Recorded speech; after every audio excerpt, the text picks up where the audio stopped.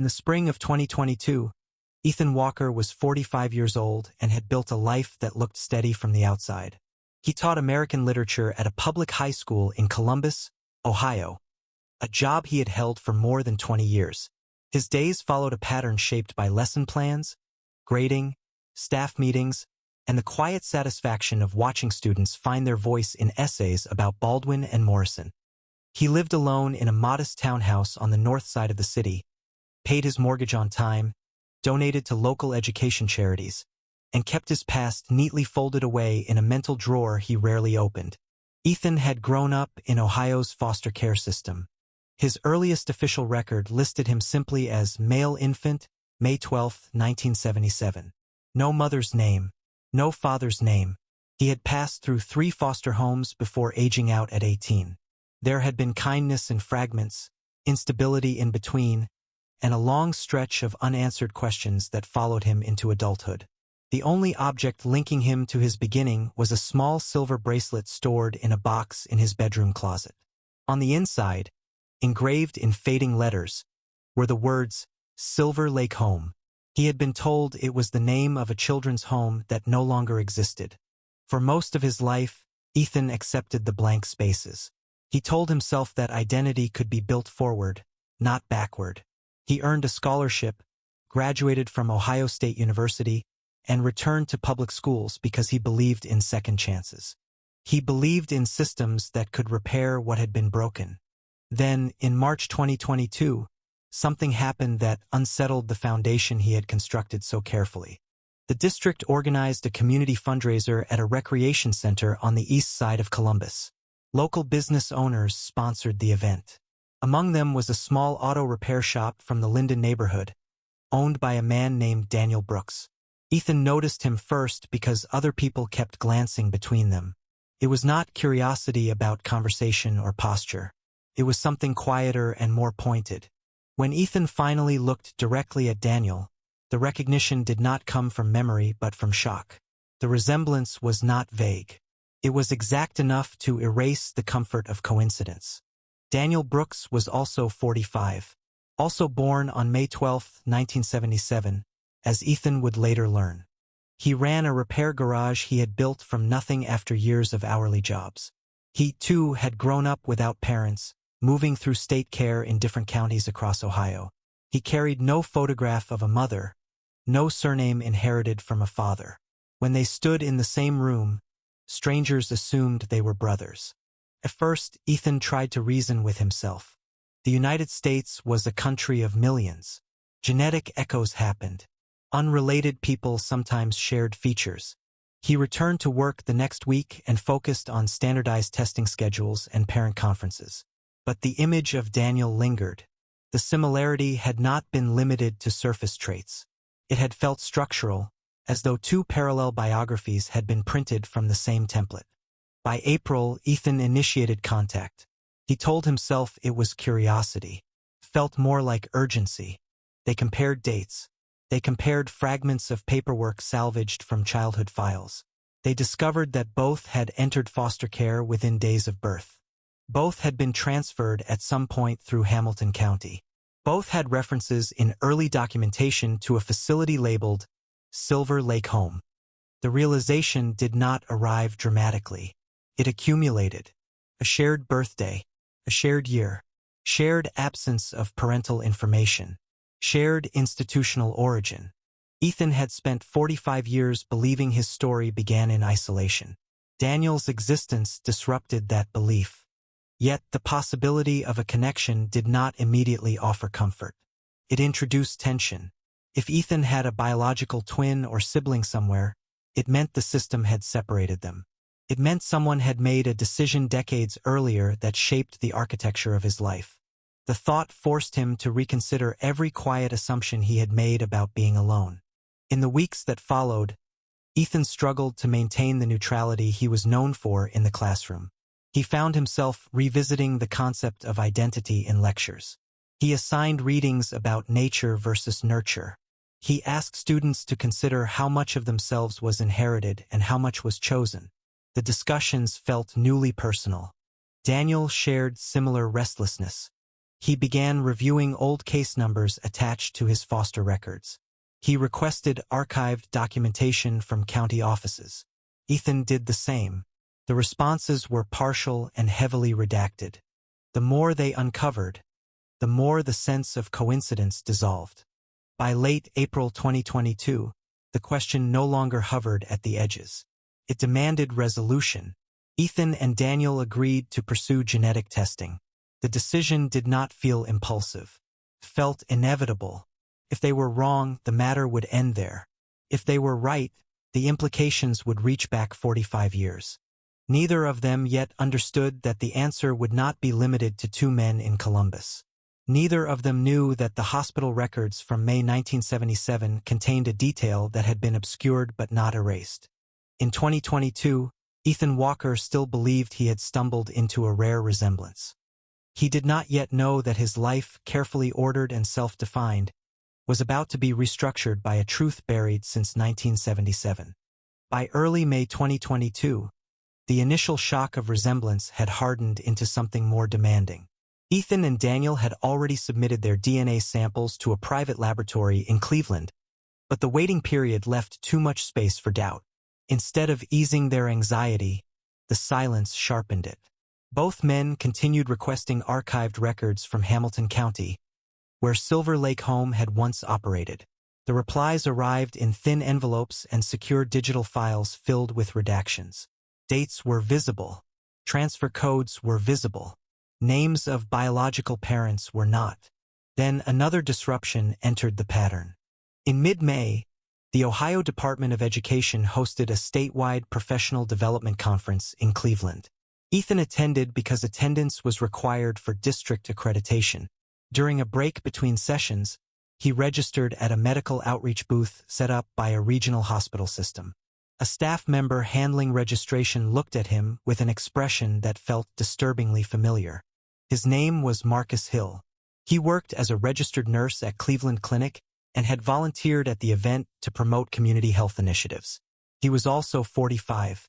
He was also born on May 12, 1977. The recognition was immediate and unsettling. It was not merely resemblance. It was replication. Marcus had the same sharp jawline, the same dark eyebrows, the same arrangement of features that Ethan had seen in Daniel weeks earlier. The resemblance triggered confusion in everyone who stood within a few feet of them. Strangers assumed they were brothers attending the same conference. Ethan felt the fragile theory he had constructed collapse into something far larger. Two men could have been coincidence. Three could not. They compared details carefully and methodically. Marcus had entered foster care as an infant in Cuyahoga County. His earliest record referenced a temporary placement through Hamilton County before transfer north. His biological information section read, "Withheld." His birthday matched exactly. When Ethan mentioned Daniel Brooks in Columbus, Marcus listened without skepticism. The idea did not sound impossible to him. He had grown up aware that something in his origin story had been sealed deliberately. Now the pattern felt undeniable. Within days, Marcus agreed to submit a DNA sample as well. By late May, the laboratory report arrived. Ethan opened the email on a Sunday afternoon. The message was concise and clinical. The genetic comparison indicated a 99.9% probability that Ethan Walker and Daniel Brooks were monozygotic twins. A second attachment confirmed that Marcus Hill shared the same genetic identity. Three men, born on the same day in 1977, raised separately across Ohio, were biologically identical. The information did not produce immediate relief. It generated pressure. If three had been separated, who authorized it? Why had there been no shared file linking them? Why had no agency documented sibling placement? The laboratory report included a supplementary note. During cross-reference with state medical archives, the system had identified a birth event recorded on May 12, 1977, at a private obstetrics clinic near Cincinnati. The entry referenced 4 male infants delivered within minutes of one another. The clinic's name appeared as Riverbend Women's Center. The attending physician was listed as Dr. Harold Green. Ethan read the line repeatedly. The term quadruplet birth did not appear explicitly, but the implication was clear. The documentation suggested that the birth had involved 4 children, not 3. Daniel reacted with disbelief when Ethan forwarded the file. Marcus responded within minutes. All 3 had lived 45 years believing they were alone in the system. Now the record implied that not only had they been separated from each other, but one additional brother existed somewhere. The possibility restructured their understanding of their own identities. If 4 infants had been born together, then someone had overseen a coordinated transfer. No public hospital record existed under their names. No birth certificates were readily accessible through standard state search procedures. It was as if the origin had been partitioned deliberately. Riverbend Women's Center no longer operated under that name. Online searches showed that the building had been sold in the early 1980s. Corporate registration documents indicated that it had been privately owned, not affiliated with a major hospital network. The clinic's archive records had been transferred to a storage facility in Kentucky after closure. The 3 men recognized that the timeline aligned with the earliest references in their foster care documentation. In each of their files, there was a brief, nearly identical entry. Transferred from temporary holding facility, Hamilton County, May 1977. No additional context. The idea of a 4th brother altered the emotional landscape. Until that moment, the discovery of each other had felt like reclamation. Now it introduced urgency. Someone else somewhere had grown up unaware of the other 3. Ethan revisited the silver bracelet stored in his closet. Daniel confirmed that he had once possessed a similar bracelet engraved with the name of a children's home but had lost it during a foster placement transfer. Marcus recalled being told that he had worn identification jewelry as an infant, though he had never seen it. The pattern sharpened. On May 28, 2022, they arranged a virtual meeting to examine the documents together. The laboratory technician who had overseen the DNA sequencing agreed to clarify the notation regarding the 4th infant. The explanation was measured. During archival comparison, the system flagged an incomplete birth ledger entry that listed 4 newborn males delivered between 3:08 a.m. and 3:17 a.m. on May 12, 1977. 3 names had eventually been recorded in foster transfer files. The 4th entry showed no corresponding placement in the Hamilton County foster database. The absence was more alarming than confirmation. 3 men now possessed scientific proof of their connection. A 4th existed as a gap. The urgency shifted from curiosity to responsibility. If the state had separated them, the records had to exist somewhere. If a 4th infant had been transferred differently, that record had to surface. Ethan felt the past compress into the present. What had begun as an unexpected resemblance at a fundraiser had expanded into evidence of systemic concealment. The year 1977 was no longer abstract history. It was a precise coordinate in a network of decisions made without their consent. By the end of May, the 3 men agreed on their next step. They would locate archival records from Riverbend Women's Center and trace the original admission forms. The name Dr. Harold Green became central. The missing 4th brother became central. The resemblance had led to revelation. Revelation had led to a number, 4. And the knowledge that someone had decided 45 years earlier that those 4 infants would grow up as strangers. By early June 2022, the truth was no longer theoretical. The DNA results had settled any lingering doubt about Ethan Walker, Daniel Brooks, and Marcus Hill. They were not simply similar men born on the same day in the same state. They were genetically identical, separated at birth and raised across Ohio without any knowledge of each other. But the discovery that there had been 4 infants born in the same early morning hour on May 12, 1977 refused to fade into the background. The 4th child transformed everything.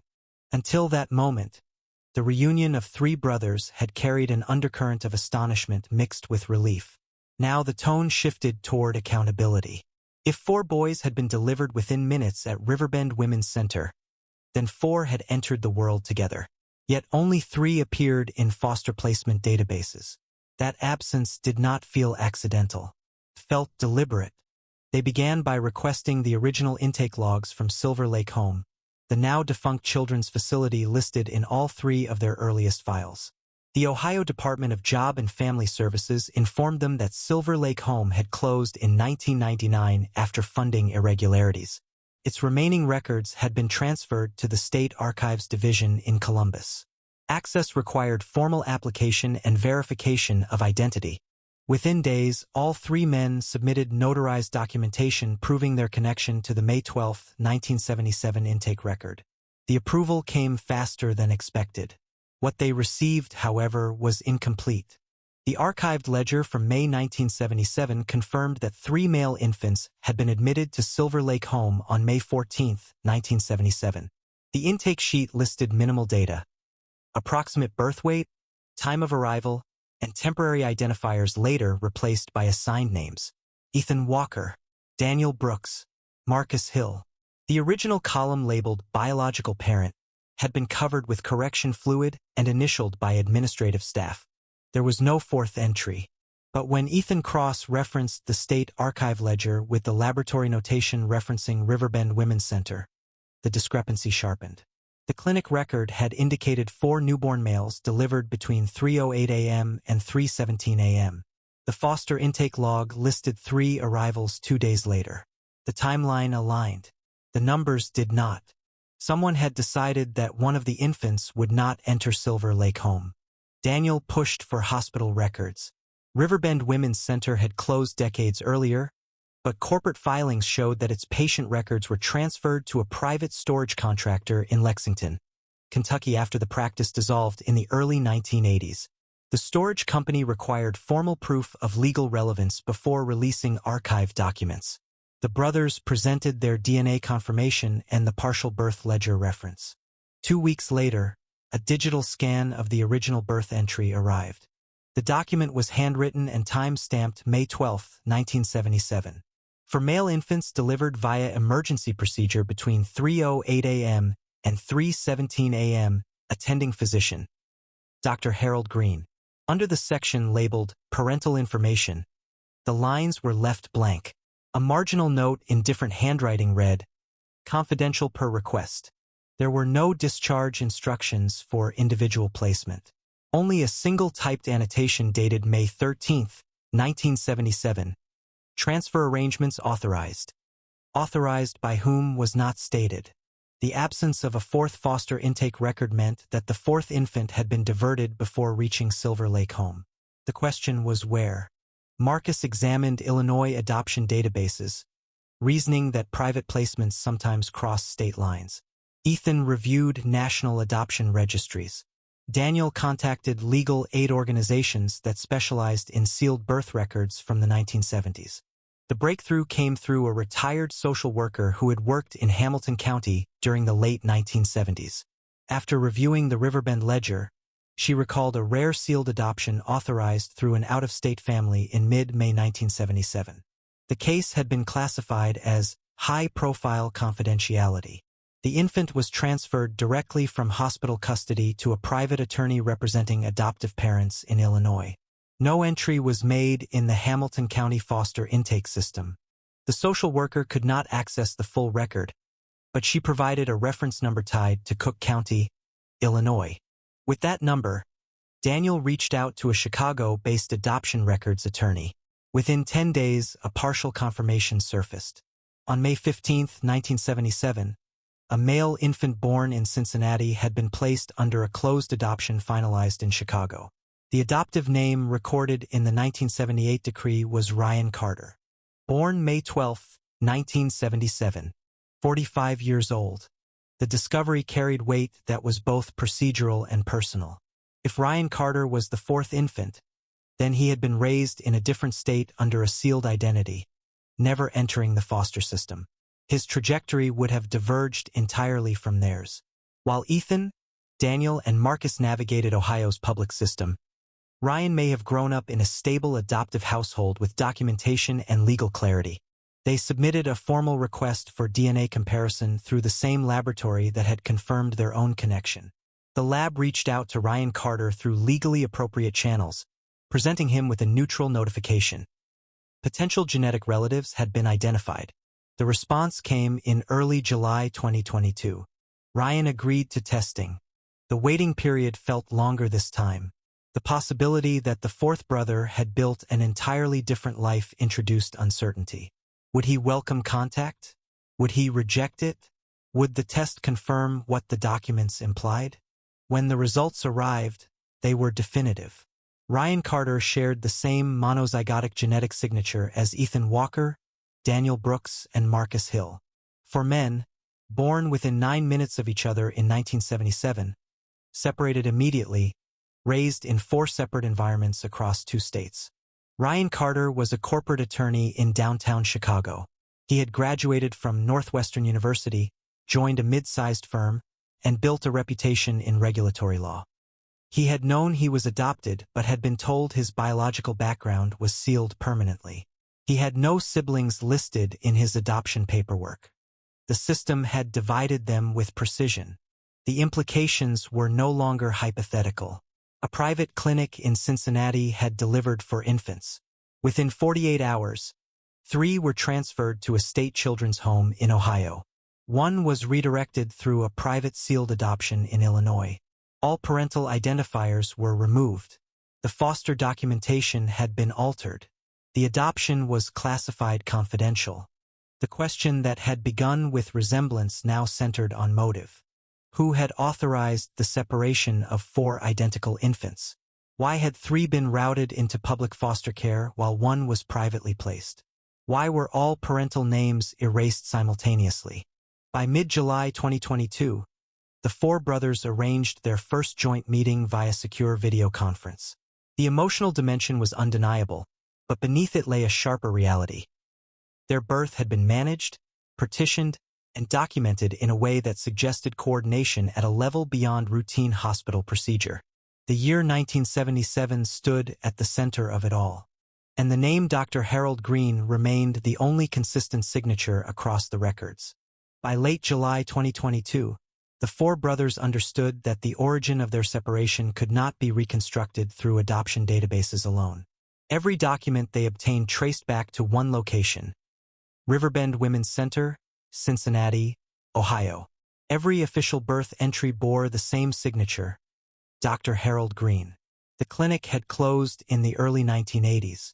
Green was now 88 years old and residing in a long-term care facility outside Lexington, Kentucky. The decision to contact him was not made lightly. They were aware that 4.5 decades had passed. Memories fade. Records disappear. People protect themselves.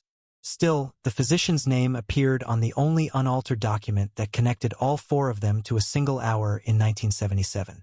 If anyone knew what had happened in those 48 hours between delivery and transfer, it was him. They scheduled the visit for the first week of August 2022. Dr. Green did not initially deny delivering quadruplets. When presented with the scanned birth ledger and the DNA confirmations, he acknowledged the date immediately: May 12, 1977. He confirmed that Riverbend Women's Center had handled a sensitive private case that morning involving 4 male infants born within minutes of one another. His tone, according to the brothers later, shifted from professional detachment to guarded caution when the subject of parental records arose. He claimed that the parental names had been withheld at the family's request. The clinic, as a private facility, had agreed to strict confidentiality. However, when pressed on why 3 infants were sent into state foster care and 1 was privately adopted, he hesitated. He insisted that he had followed authorized instructions, and that the transfer paperwork had been arranged through an attorney representing the family. The brothers presented him with copies of the Silver Lake home intake log showing correction fluid obscuring parental names. They presented the Illinois sealed adoption record. They asked directly whether the separation had been intentional. Green did not deny it. He admitted that shortly after the birth, representatives of a prominent Midwestern financial family contacted him. The mother of the infants was a 20-year-old college student, unmarried, and the daughter of a high-ranking executive within a Chicago-based investment conglomerate. Public exposure of a quadruplet birth outside marriage would have triggered significant scandal within that corporate circle in 1977. The family demanded immediate discretion. According to Green, the maternal grandfather insisted that the birth be contained. He allegedly instructed that no public birth announcements be filed under the family name and that no press record or hospital bulletin mention the event. He further pressured Green to eliminate documentation linking the infants to the mother. Green stated that he refused any request to harm the children. He insisted that he never agreed to termination or concealment beyond paperwork. However, he conceded that he signed off on amended discharge instructions that redirected custody away from the biological mother and toward legal intermediaries. The private attorney arranged for one infant to be placed directly into a sealed adoption in Illinois through a vetted family prepared to assume immediate custody. The remaining three, Green claimed, were handled differently due to logistical constraints and the family's desire to minimize traceability across state lines. He authorized their transfer into Hamilton County's temporary holding system under anonymized identifiers. From there, they entered Silver Lake home. When asked whether the mother consented to this arrangement, Green answered that she had signed documents relinquishing parental rights under family supervision. He described her as emotionally distressed but legally compliant. He acknowledged that she requested identification bracelets be placed on the infants before transfer. He recalled 4 silver bands engraved with temporary names assigned at the clinic. He admitted that he allowed this small concession despite pressure to avoid any personalized markers. The brothers asked why parental names had been removed from official state birth filings. Green stated that he filed minimal paperwork to satisfy state requirements, but that the family's attorney subsequently petitioned for sealed records. He implied that financial incentives were involved, though he framed them as donations to the clinic rather than bribes. The discussion did not resolve every inconsistency. Green denied knowledge of the biological father's identity. He claimed that the mother had refused to disclose it in his presence. He admitted that he destroyed certain internal memos from the clinic when Riverbend Women's Center closed in the early 1980s, citing concerns over confidentiality breaches. The confession, partial as it was, confirmed several crucial facts. 4 infants had been born to a single 20-year-old woman from a powerful Chicago family. The maternal grandfather orchestrated immediate separation. Legal and medical channels were manipulated to obscure the connection. 3 infants entered Ohio's foster care system. 1 was privately adopted in Illinois. All parental identifiers were intentionally erased from public-facing documentation. The implications reverberated beyond personal betrayal. The separation was not bureaucratic error. It was structured concealment. Green's final admission carried weight. He stated that the mother returned to the clinic in the weeks following the birth, asking repeatedly for information about the infant's placement. He described her visits as quiet but persistent. He claimed she was eventually barred from further inquiry after the family's legal team intervened. He concluded by acknowledging that he had lived with the memory of that morning for 45 years. For the 4 brothers, the narrative crystallized. Their origin was not anonymous tragedy. It was a managed scandal. The power structure of 1977 Chicago had prioritized corporate reputation over maternal autonomy. Decisions made in private offices had redirected 4 lives into 4 separate systems. The name of the family was not formally documented in the clinic record, but Green referenced the Shaw Investment Group in passing. Public corporate filings showed that the Shaw family had controlled a major Midwest financial firm during the 1970s. The current chair of a philanthropic arts foundation in Chicago was listed as Victoria Shaw. The timeline aligned with a public biography that included a temporary withdrawal from university studies between late 1976 and mid-1977. The focus shifted from Riverbend Women's Center to Chicago. 45 years after their birth, the brothers no longer questioned whether the separation had been intentional. The only remaining question was whether the woman at the center of that sealed record would acknowledge them, and whether she had spent those 45 years believing they were gone. By mid-August 2022, the narrative of 1977 had shifted from abstraction to accountability. The name Shaw was no longer a vague corporate reference. It was attached to a living figure in Chicago, Victoria Shaw, chair of the Shaw Arts Foundation and board member of multiple philanthropic initiatives across Illinois. Her public biography highlighted decades of charitable giving, particularly toward youth programs and educational grants. It also noted a temporary academic withdrawal during the 1976 to 1977 school year, described simply as a medical leave. The timeline was precise. Victoria Shaw left Northwestern University in September 1976. She reappeared in public records in June 1977. The brothers were born on May 12, 1977. The alignment was no longer circumstantial. Ethan compiled a formal chronology of all verified data. Birth ledger from Riverbend Women's Center. Sealed Illinois adoption record. Silver Lake home intake log. DNA confirmation. Dr. Green's acknowledgement of a 20-year-old daughter of a Chicago investment executive. Public corporate filings showing that Charles Shaw, then CEO of Shaw Capital Group, held controlling interest during 1977. Daniel reviewed archived business articles from the late 1970s. Marcus examined charitable filings from the Shaw Arts Foundation, established in 1998.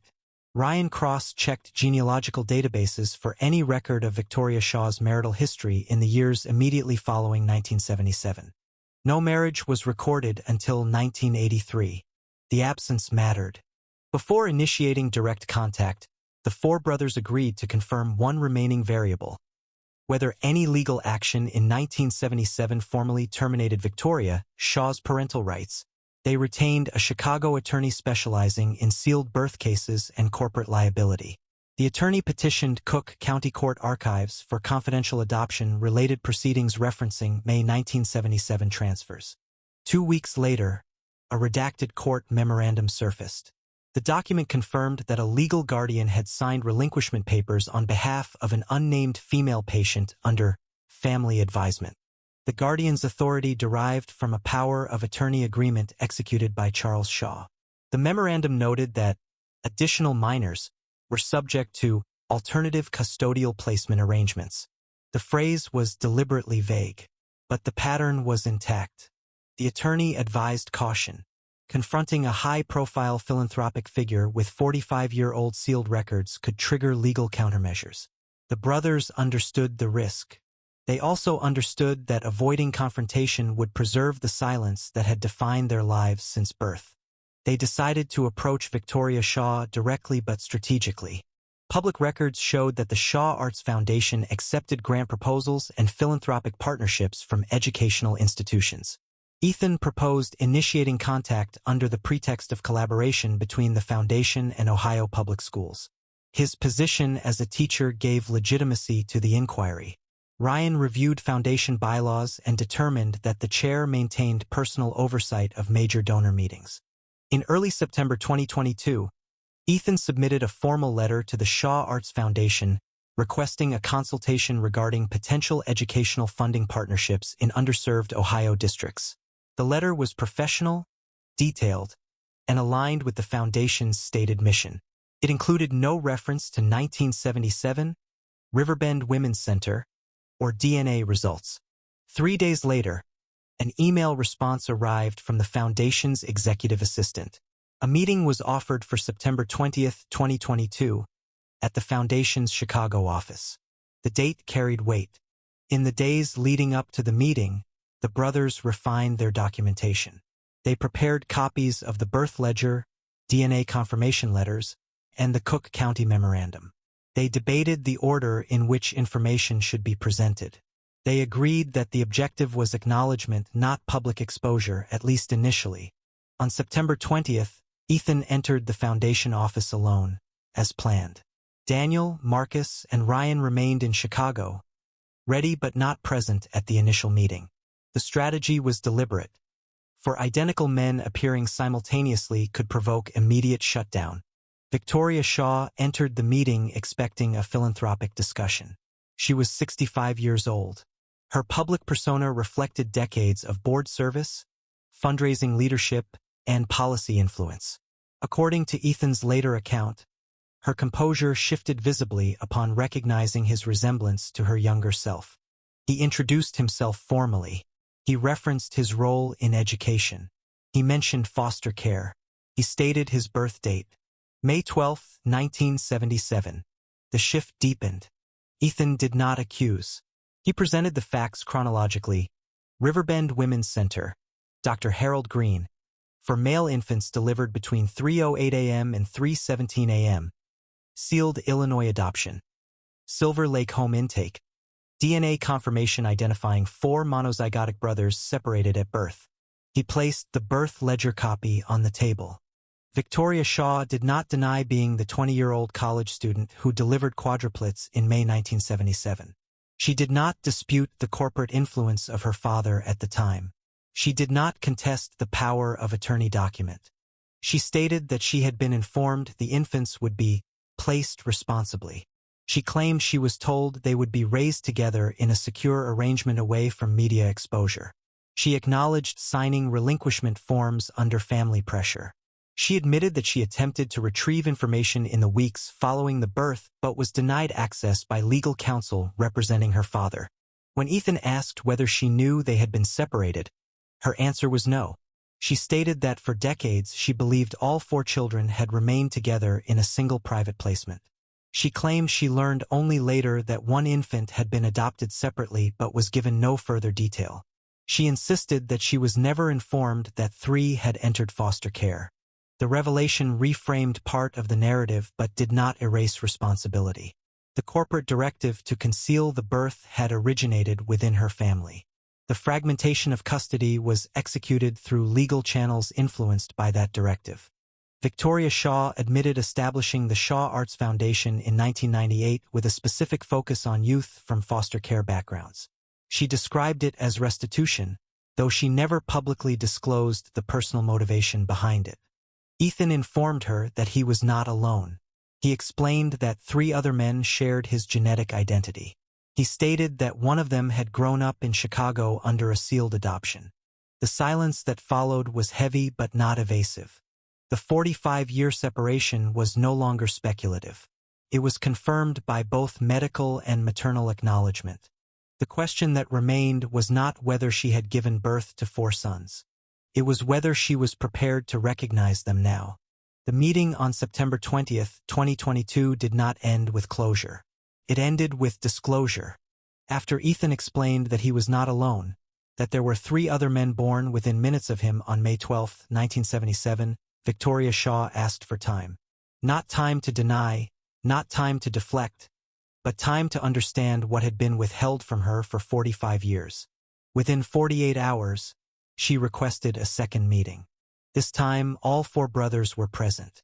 Daniel Brooks traveled from Columbus. Marcus Hill drove from Cleveland. Ryan Carter arrived from downtown Chicago, a city he had believed was unrelated to his biological origin. The meeting was private and confined to a conference room inside the foundation headquarters. No press, no legal representatives in the room, only the 5 of them. Victoria Shaw did not dispute their existence. She did not challenge the DNA confirmation. She acknowledged that she had delivered 4 sons in May 1977 at Riverbend Women's Center. She confirmed that her father, Charles Shaw, had exercised legal authority over her medical decisions during that period through a power of attorney agreement she signed under pressure. She admitted that she was 20 years old, financially dependent, and aware that public disclosure would have severely damaged the Shaw family's corporate standing in the late 1970s. She explained that she was told the infants would be placed discreetly but together. She believed that a single private arrangement had been made through an attorney in Illinois. She did not know that 3 of the 4 had been routed into Ohio's foster system. She did not know that their records would be partially erased. She did not know that Silver Lake Home would become their entry point into a system defined by instability. The separation into 4 distinct lives had not been described to her in 1977. She confirmed that she returned to Riverbend Women's Center multiple times in the weeks following delivery, requesting updates. She was informed that the adoption process was sealed and legally finalized. After that, her father's legal counsel prevented further inquiry. She acknowledged that she did not challenge that decision publicly. She stated that she was told the matter would destroy not only her father's career, but the financial security of hundreds of employees tied to the Shaw investment firm. The explanation did not erase the outcome. Daniel grew up moving between foster homes in Ohio. Marcus navigated public assistance programs before earning a nursing degree. Ethan relied on scholarships and part-time jobs to complete college. Ryan, adopted privately in Illinois, grew up in a stable household with full documentation and consistent schooling. The divergence in opportunity traced directly to the custody decisions made in May 1977. Victoria did not attempt to defend the corporate motives behind those decisions. She acknowledged that reputation and financial protection were prioritized. She stated that she lacked the power at 20 to override the legal structures arranged by her father. She admitted that she complied because she believed resistance would result in worse consequences for the infants, including potential concealment without placement. When asked whether she knew the identity of their biological father, she stated that she had never disclosed his name to Riverbend Women's Center. She described the relationship as brief and private. She claimed that the pregnancy had been concealed from him entirely due to family intervention. She insisted that no paternal record existed beyond her personal knowledge, and she declined to identify him, stating that he had no involvement in the subsequent decisions. The admission shifted the center of gravity from speculation to fact. Their birth had not been a clerical accident. It had been a controlled containment. Victoria acknowledged that the Shaw Arts Foundation, established in 1998, had been motivated by unresolved grief. She explained that her philanthropic focus on foster youth was not coincidental. It was an attempt to redirect resources toward the population she feared her sons might have entered. She stated that she never stopped thinking about May 12, 1977. She admitted that she counted birthdays privately every year. The brothers did not interrupt her account. They had spent months assembling documentation. They now held both confirmation and confession. Marcus asked whether she had ever attempted to locate them once her father died. Charles Shaw passed away in 1986. Victoria admitted that she made initial inquiries through legal channels in the late 1980s but was informed that the adoption files were sealed and irreversible. She stated that she believed the 4 children were raised together under private guardianship and that pursuing court challenges would expose identities she had been told were protected. The misunderstanding, if accepted as genuine, introduced a secondary failure in the system. She believed they were together. They were not. Ryan presented the Illinois adoption decree dated 1978. He explained that his adoptive parents were never informed of siblings. His file described him as a single birth. The legal separation of the 4 infants had been absolute. The room held 45 years of divergence. Ethan outlined the foster placements he experienced between 1977 and 1995. Daniel described the economic instability of his adolescence. Marcus explained the long-term psychological impact of institutional transfers. Ryan acknowledged that his trajectory had been materially different due to private adoption. Victoria listened. She did not contest their lived experience.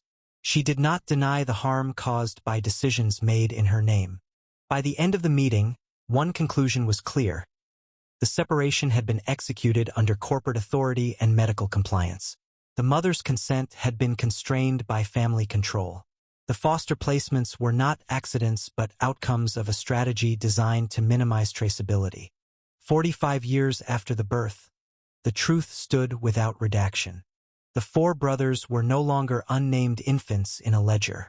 They were professionals in their mid-40s confronting the architecture that divided them. Victoria Shaw did not ask for forgiveness.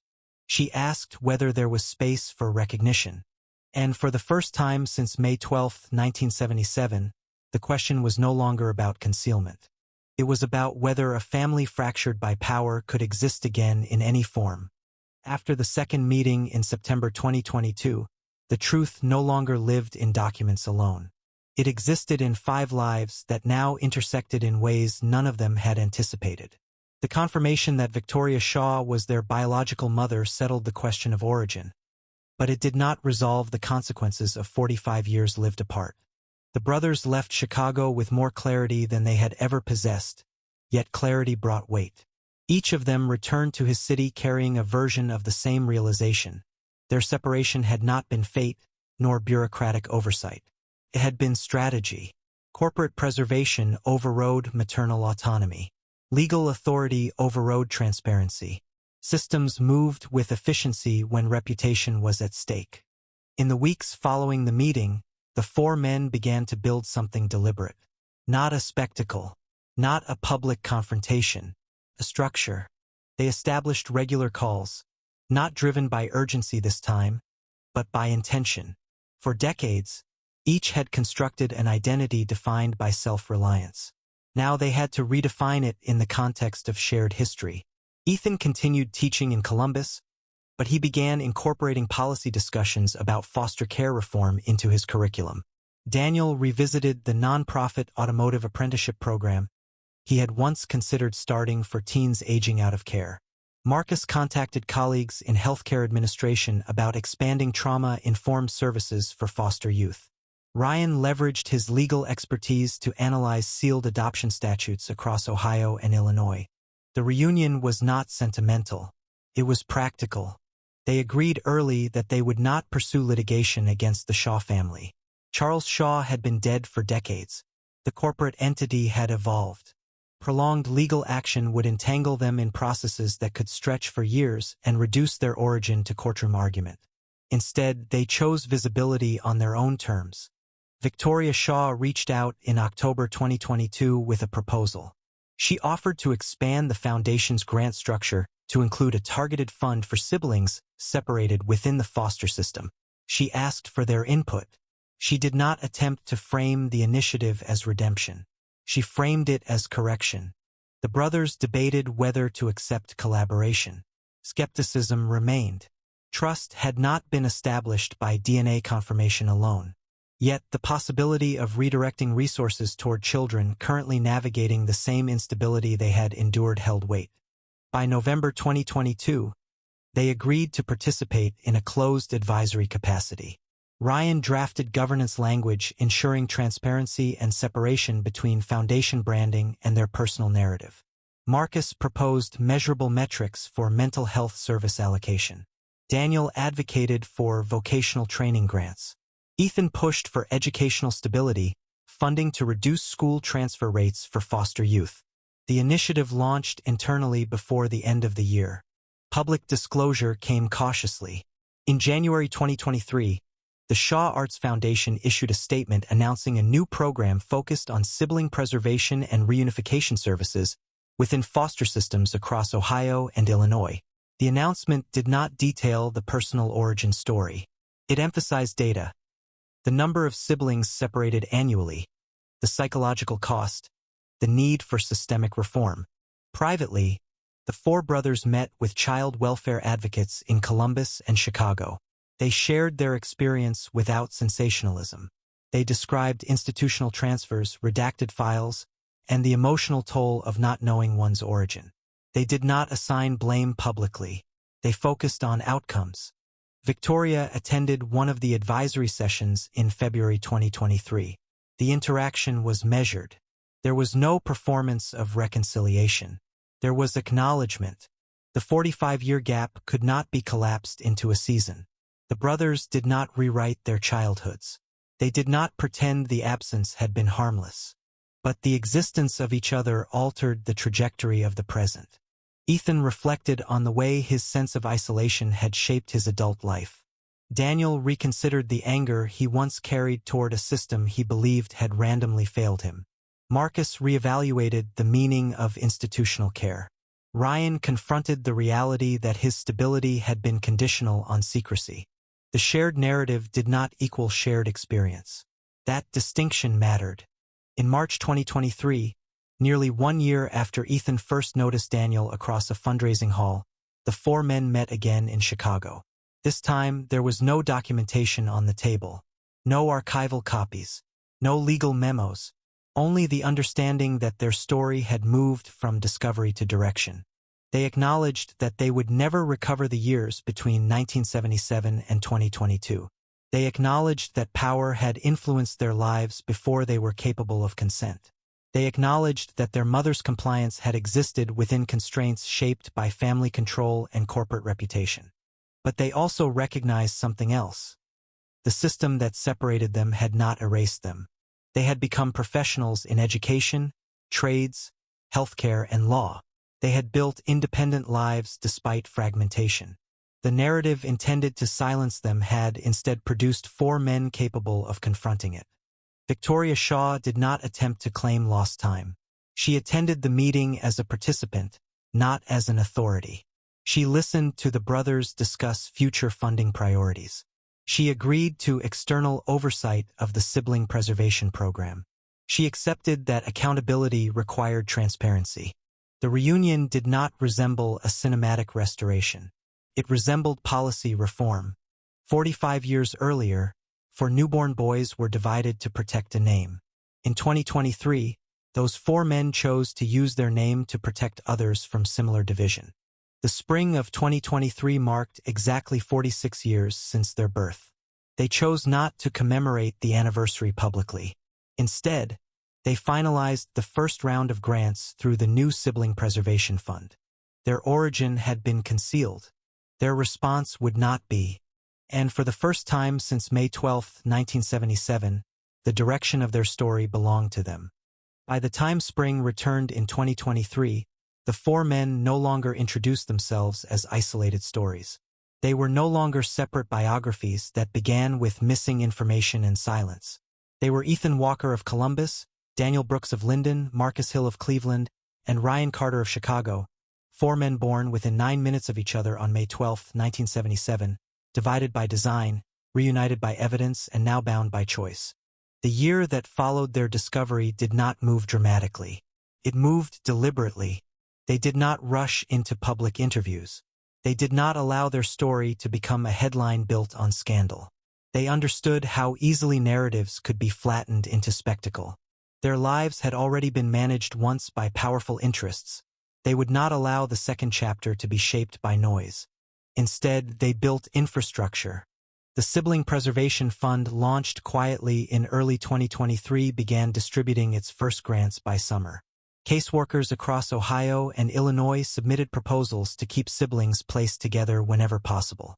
Legal aid clinics applied for funding to reopen sealed adoption records when siblings sought each other. Trauma-informed counseling services expanded in counties where separation rates had historically been high. The brothers did not attach their names to every announcement. But within professional circles, their involvement was known. They met with child welfare administrators, reviewed budget reports, and insisted on measurable outcomes.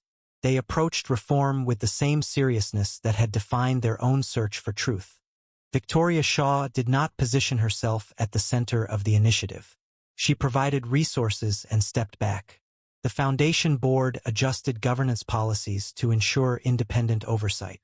The separation of 1977 had been rooted in control. The response in 2023 required transparency. Privately, the 5 of them continued meeting. The conversations were not about nostalgia. They were about reckoning. Ethan spoke about the loneliness that had shaped his early adulthood, the sense that identity had to be constructed without inheritance. Daniel reflected on the anger he carried through his 20s, an anger he once believed was simply part of his personality. Marcus described the invisible stress of never knowing where he truly belonged. Ryan confronted the quiet dissonance of growing up with stability while 3 identical brothers moved through foster care. Victoria listened more than she spoke. She acknowledged that her compliance at 20 had consequences that no foundation could undo. She admitted that fear and dependency had governed her decisions. She did not ask to be absolved. Forgiveness was not negotiated. It emerged gradually, not as approval of the past but as acceptance of complexity. The brothers understood that systems exert pressure in ways individuals struggle to resist. They also understood that silence sustains harm. In late 2023, Ethan returned to his classroom and assigned his students a writing prompt about identity and accountability. He did not mention his own story. He asked them to consider how institutions shape individual lives and how individuals can reshape institutions in return. The essays that followed reflected questions larger than curriculum. Daniel finalized plans for an apprenticeship program at his garage, targeting young adults aging out of foster care. Marcus collaborated with hospital administrators to create a screening protocol that flagged patients with foster backgrounds for additional mental health support. Ryan drafted a legislative brief proposing reform to interstate record-sharing practices in adoption cases. The momentum was not symbolic. It was structural. On May 12, 2023, 46 years after their birth, the four brothers met privately in Chicago. There were no cameras, no public statements. They acknowledged the date not as an anniversary of loss, but as a marker of continuity. They discussed the number of sibling placements the fund had preserved in its first year.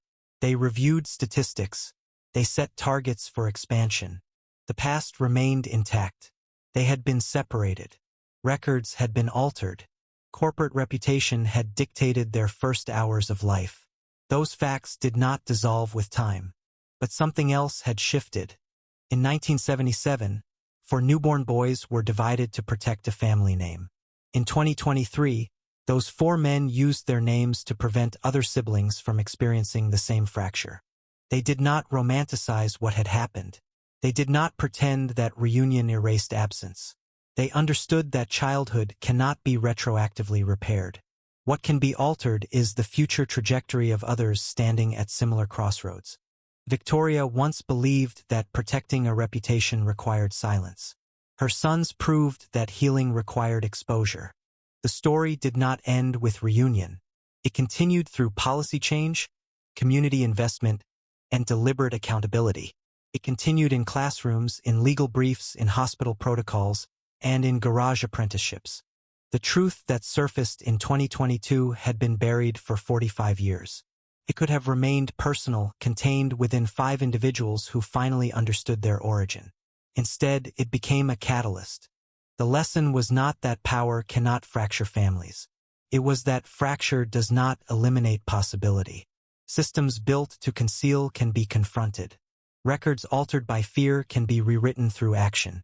Separation, even when engineered by influence and money, does not permanently define the separated. For men who began life as entries in a ledger became architects of reform. And in that transformation lies the quiet truth that lingers long after the documents are filed away. We do not choose the circumstances of our beginning, but we always retain the power to decide what our story builds next. Thank you sincerely for taking the time to listen to today's story. Your presence, your attention, and your willingness to reflect mean more than you may realize. Stories like this are not only about the past, they are about understanding, growth, and the quiet strength that lives within ordinary people. From this journey, we are reminded that the truth may be delayed, but it is never erased. We are reminded that identity is not defined by what was taken from us, but by what we choose to build moving forward. And most importantly, we are reminded that even when systems fail and silence stretches for decades, compassion and courage can still rewrite the future. Every story we share is created with care, with the hope that it inspires reflection, empathy, and perhaps a deeper appreciation for the resilience of the human spirit. If today's story moved you in any way, we would be truly grateful for your support. To support our channel, all you need to do is press the like button, share your thoughts in the comments below, and subscribe to stay connected with us. Your engagement helps these stories reach more people and keeps this space alive. Thank you again for listening and for being part of this journey with us.